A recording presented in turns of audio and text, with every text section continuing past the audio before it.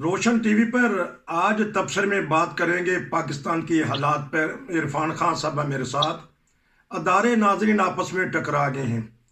عمران خان نے حکمرانوں کی چیخیں نکلوا دی ہیں اور حکمرانوں نے عوام کی چیخیں نکلوا دی ہیں، اور آئی ایم ایف نے سارے ریاست کی چیخیں نکلوا دی ہیں، اور عدلیہ جو ہے دیکھتے ہیں متنازع بنتی جا رہی ہے۔ فیصلے کہتے ہیں کہ متنازع کر دیا ہے، لوگ پریشان ہو گئے ہیں کہ واضح فیصلہ نہیں آیا۔ اور جو ایک اہم بات ہے، کہنے والے کہتے ہیں کہ اندر کی بات ہے، آئی ایم ایف یا جو بھی عالمی سازشیں ہیں وہ پاکستان کے ایٹمی اثاثوں پر ان کی نظر ہے، یا ہم یہ کہہ لیں گے کہ پاکستانی ایٹم بم برائے فروخت 1998 والا وہ چاہتے ہیں کہ وہی ہو جائے جب پاکستان نے ایک کارنامہ انجام دیا تھا، ایٹمی دھماکے کیے تھے۔ اس وقت بھی کچھ طاقتیں کہہ رہی تھی کہ پاکستان کو ایسی نہ کریں، قدم نہ اٹھائیں۔ عرفان خان صاحب سے پتہ کروں گا کہ ٹکراؤ ہو گیا ہے اداروں کا، چیخیں نکل رہی ہیں عوام کی مہنگائی سے۔ ڈالر تقریباً 300 روپے تک پہنچ گیا ہے، یورو کی تو کوئی پوچھے نہ، پاؤنڈ تو اڑان کر رہا ہوگا۔ جی السلام علیکم۔ وعلیکم السلام۔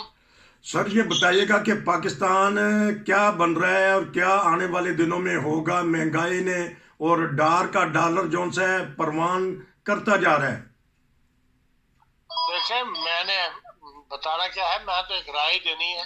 جی حالات ہم دیکھ رہے ہیں، اس میں میں کیا محسوس کر رہا ہوں وہ میں آپ کے پوچھنے میں بیان کر دیتا ہوں، بتا دیتا ہوں آپ کے ناظرین کے لیے۔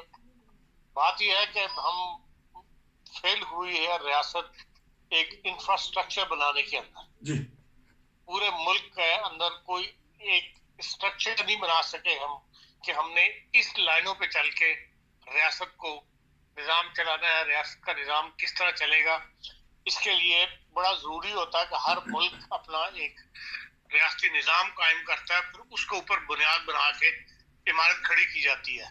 ہمارے شروع میں یہ نہیں ہو سکا اور آج تک نہیں ہو سکا، جی اور جس کا نتیجہ یہ ہے کہ آہستہ آہستہ آہستہ آہستہ ہر ادارہ اپنی جگہ مضبوط ہوتا چلا گیا، اپنی انڈیپینڈنٹ اس نے ایک اتھارٹی قائم کر لی، اور اب حالات اس طرح پہنچ گئے ہیں کہ بھئی ہمیں یہ محسوس ہوتا ہے کہ ہمارے ادارے جو ہیں ایک دوسرے سے ٹکرا رہے ہیں اور ایک دوسرے کی پرواہ نہیں کرتے، جس سے ہمیں یہ فیلنگ آتی ہے عام شہری کو کہ بھئی یار یہ تو آپس میں ٹکرا رہے ہیں۔ بات یہ ہے کہ یہ صورتحال پیدا کرنے کے ذمہ دار بھی ہمارے سیاستدان ہی ہیں، اور سیاستدان اگر شروع میں ہی کوئی، آپ دیکھ لیں بنگلہ دیش کو 71 میں شہزادہ ہوا، اس کے بعد انہوں نے سب سے پہلا کام یہ کیا کہ انہوں نے ریاست کا انسٹرکشن بنایا کہ ہاں جی ہم نے اسٹرکچر بنانا چاہیے ریاست کا کہ ان بارے پہ ہم نے کام کرنا ہے۔ انہوں نے یہ دیکھا کہ دنیا کے حالات کس طرف جا رہے ہیں، دنیا سے ہم علیحدہ ہو کر نہیں رہ سکتے، صرف ہم مذہب کی ڈگڈگی بجا کے زندہ نہیں رہ سکتے۔ ہم نے جن لوگوں سے ڈیل کر رہا ہے، جن کو اپنا مال بیچنا ہے، جن سے مدد لے کے اپنے ادارے چلانے ہیں، ان کی بھی بات سننی چاہیے، وہ کن لائنوں پہ سوچ رہے ہیں۔ اگر وہ غیر مذہبی ممالک ہیں جو ریاست اور مذہب کو علیحدہ علیحدہ لے کے چلنے والے ہیں، وہی راہ انہوں نے اپنائی اور اس سے وہ فائدے میں رہے۔ آج دیکھ لیں کہ ان کا ہر چیز جو ہے، وہاں کبھی ایسی صورتحال آپ نے سنی کہ بھئی وہاں ریاست میں آپس میں ٹکرا رہے ہو، یا کسی کو نوکری نہیں مل رہی، یا کوئی انتخابات کی تاریخ نہیں دے رہا تو عدلیہ کو اس میں مداخلت کرنی پڑی ہو، کہیں بھی نہیں ہوتا۔ ہم نے دیکھا، ابھی آخری سی دنیا میں رہتے ہیں، اخبار پڑھتے ہیں، دنیا کے حالات پہ نظر رکھتے ہیں کہ کہیں بھی ایسے حالات پیدا ہوئے کہ بعد کے اوپر جو ہے وہ عدلیہ بیچ میں انوالو ہو رہی ہو۔ ہمارا یہ عدلیہ نے اپنے آپ کو اتنی بڑی اتھارٹی بنا لیا ہوا ہے کہ جب چاہے از خود نوٹس لے لے، اہم سے اہم معاملہ بھی اگر وہ اگنور کرنا چاہے تو کر دیتے ہیں، لیکن جہاں ان کا از خود نوٹس لے کے تو اپنا فیصلہ جاری کر دیتے ہیں۔ اب اس فیصلے کے اوپر ظاہر ہے کہ ہر فیصلے پہ دو رائے ہوتی ہیں، اور یہی اب ہوا ہے کہ جو فیصلہ انہوں نے کیا اس کے اوپر دو رائے ہیں۔ قانون دان طبقہ اس سے مطمئن نہیں ہے، عام شہری کو تو پتہ نہیں لگتا کہ ہو کیا رہا ہے کیا نہیں ہو رہا، اس کو تو اپنی روٹی پانی کی فکر میں ڈالا ہوا ہے۔ جو قانون طبقہ ہے، قانون دان طبقہ، وہ اس سے مطمئن نہیں ہے۔ تو یہ ہم سے جو بڑی غلطی ہوئی ہے، جس کی وجہ سے ہمیں یہ نظر آتا ہے کہ ہماری ریاست جو ہے وہ فیل ہوتی چلی جا رہی ہے۔ اور عملاً صورتحال یہی درپیش ہے کہ ہم ڈیفالٹ کر چکے ہیں. اگر آپ صحیح معنوں میں بات کو دیکھیں کہ جن لوگوں نے ہزارہا پاکستانیوں نے جو بیرون ملک سے ہیں ان کو ایک دفعہ نواز شریف صاحب نے کہا کہ اب عمران خان صاحب نے کہا کہ اکاؤنٹ کھلوائے تھے کہ جی آپ فارن ایکسچینج اکاؤنٹ جہاں کھولے ہم آپ کو زیادہ اچھا پروفٹ دیں گے, انٹرسٹ ریٹ اچھا دیں گے. لوگوں نے کھولے اور آج صورتحال یہ ہے کہ وہاں پہ آپ کو وہ اکاؤنٹ جو ہے وہ کہتے ہیں روپے لے لو, آپ کو جو فارن کرنسی کا اکاؤنٹ ہے جس کرنسی میں بھی کھولا ہے وہ کرنسی ہم آپ کو نہیں دے سکتے. جرمنی سے جانے والے 2 بندوں نے مجھے فون کر کے کہا جن بیچاروں نے میرے کہنے پہ اکاؤنٹ کھولے تھے کہ جی یار ہم گئے ہوئے اور ہمیں ہمارے یورو نہیں رکھے تھے اور یورو نہیں دے رہے, وہ کہتے جی روپے لے لو. تو یہ صورتحال بتا رہی ہے کہ ہم ڈیفالٹ کر چکے ہیں.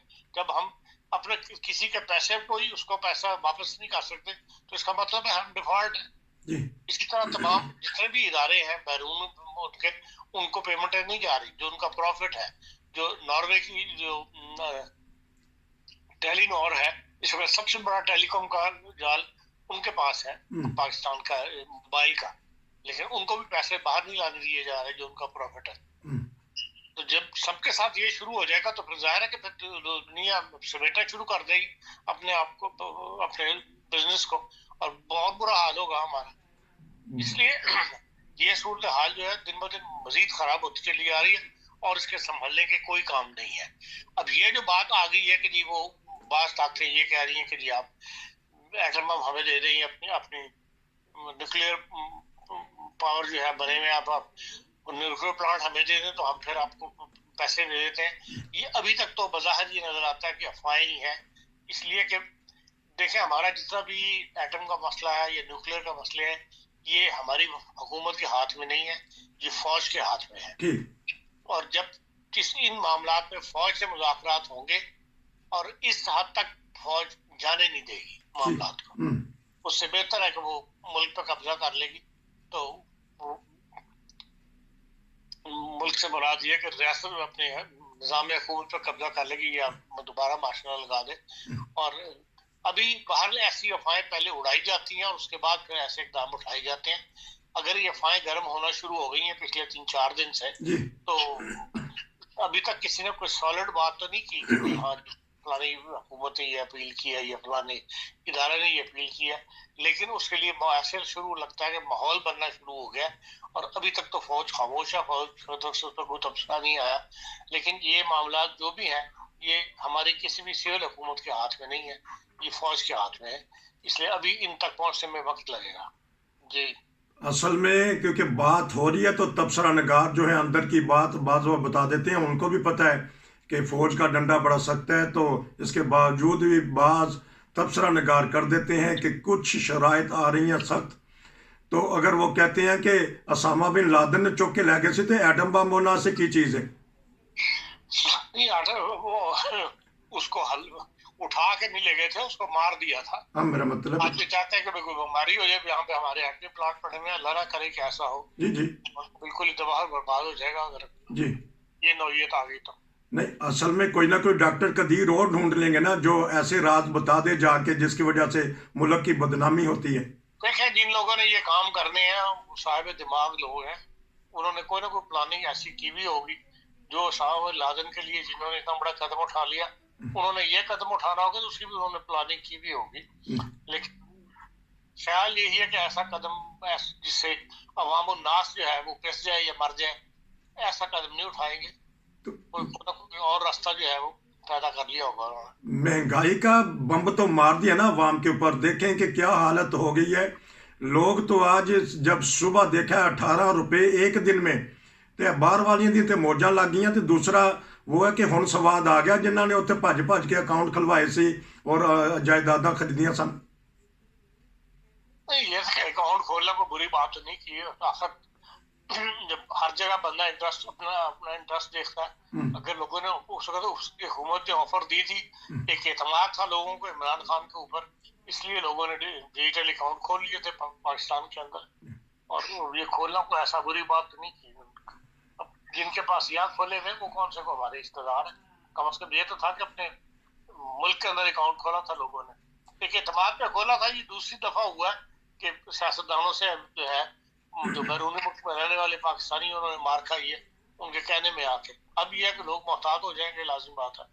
تو آپ نارمل اپوزیشن کو، عمران خان کو تو کہتے رہتے ہیں کچھ نہ کچھ، اپنے یہ جو کرتا دھرتا آئے ہیں جن کا سہارے وہ آئے ہیں وہ بھی خاموش ہیں. تو آپ کیا رائے دینا چاہیں گے اس وقت حکومت، کیونکہ پتہ تو ہے کہ وزیر خزانہ اس وقت خاموش ہیں اور وزیر داخلہ بول رہے ہیں وہ بھی ایسے الفاظ میں کہ جس کی وجہ سے نفرت بڑھتی ہے. کچھ نہ کچھ شریف برادران کو کچھ رائے دیں گے نا کہ کیا کرنا چاہیے؟ دیکھیں اخیر آپ کو انتخابات کی طرف ہی جانا پڑے گا جی، جو جس کی نشاندہی جو ہے وہ سپریم کورٹ نے بھی کی ہے کہ کوئی ایک فیصلہ تو آپ کرنا پڑے گا نا جس کے لیے، اور وہ سب سے بڑا فیصلہ پھر جمہوریت کا فیصلہ ہوتا ہے. یا تو یہ ہے کہ سب لپیٹ دیں جمہوریت کی اور ایمرجنسی لگا دیں معاشی، اور اس ہماری سب ادارے جو نیشنل اسمبلی، سینٹ ان کا جو پیسہ ہے وہ سارا جو ہے وہ ملک کی ترقی میں جھونک دیا جائے. اور دوسرا راستہ یہ ہے کہ بھائی پھر اگر ملٹری نہیں اس وقت قدم اٹھانا چاہتی تو پھر یہی ہے کہ بھائی انتخابات کروا دیے، پھر جو آئے، عمران خان آئے یا نواز شریف آئے، جو بھی آئے پھر اس کا حکومت حوالے کر دی جائے، ملک اس کے حوالے کر دیا جائے اور وہ چلائے ملک کو. کوئی نہ کوئی قدم تو اٹھانا پڑے گا نا. تو ایک دفعہ آپ نے تبصرے میں 2-3 دن پہلے کہا تھا کہ جو یورپ آنا چاہتے ہیں کچھ ان کو ہرجانہ دینا پڑے گا، یعنی پیسے دینے پڑیں گے حکومت کے اکاؤنٹ میں. تو شرح سود کا بھی اتار چڑھاؤ ہو رہا ہے. آئی ایم ایف کب تک مان جائے گا تاکہ کچھ نہ کچھ تو پیسہ آئے؟ وہ آئی ایم ایف کہتا ہے کہ آپ ساتھیوں سے مانگیں، ساتھی جو ان سے اپنے دوست ممالک وہ کہتے ہیں کہ پہلے آئی ایم ایف قدم اٹھائے گا. ڈگمگا رہی ہے کشتی پاکستان کی. دیکھ لیں فیصلہ امریکہ نے کرنا ہے، امریکہ کی جھولی میں پوری طرح گر جائیں گے تو آئی ایم ایف کے بھی راستے صاف ہو جائیں گے، اور جو ہمارے اتحادی مسلمان بھائی ہیں وہ بھی امریکہ کے کہنے پہ چلنے والے ممالک ہیں، وہ راستہ بھی کھل جائے گا. اصل میں تو امریکہ کی جھولی میں جا کے پوری طرح گرنا ہے، جس کے لیے ابھی تک شاید حکومت تیار نہیں ہے ہماری، اس لیے کہ ہم نے بہت بڑی انویسٹمنٹ جو ہے وہ چائنا کی کروائی ہوئی ہے، اس کو بھی نہ کسی طرف لگانا ہے. اگر بالکل امریکہ کی جھولی میں جا کے رہیں گے تو پھر امریکہ تو پھر یہ کہے گا کہ ہاں جی صف لپیٹ دو چائنا کی. اب اتنی پرانی دوستی ہے اس کے اندر اتنا بڑا قدم تو نہیں اٹھایا جاتا، اسی لیے گو کی کیفیت ہے. یا پھر امریکہ کہے گا وہی 1998 والا کہ گفت و شنید کریں، اساسی معاملہ جو ایٹمی اثاثے ہیں اس کے اوپر کریں بات. وہ تو میں نے آپ کو بتایا کہ اس کی افواہیں چل رہی ہیں اور ہو سکتا ہے وہ کسی وقت سامنے آ جائے بات، لیکن ابھی تک کوئی سالڈ بات سامنے آئی نہیں ہے ایسی. چلے ناظرین، یہ تھا ایک فوری طور پہ تبصرہ، کیونکہ افواہیں یہ اڑ رہی ہیں پاکستان کے ایٹمی اثاثے محفوظ نہیں ہیں بقول دوسرے ممالک کے، اور کچھ نہ کچھ بات ہوگی اندر کی جو اس لیے تبصرہ نگار کرتے ہیں. خان صاحب آپ کا بہت شکریہ، انشاءاللہ پھر آپ سے ملاقات ہوگی. نصیر کو اجازت دیجیے، السلام علیکم.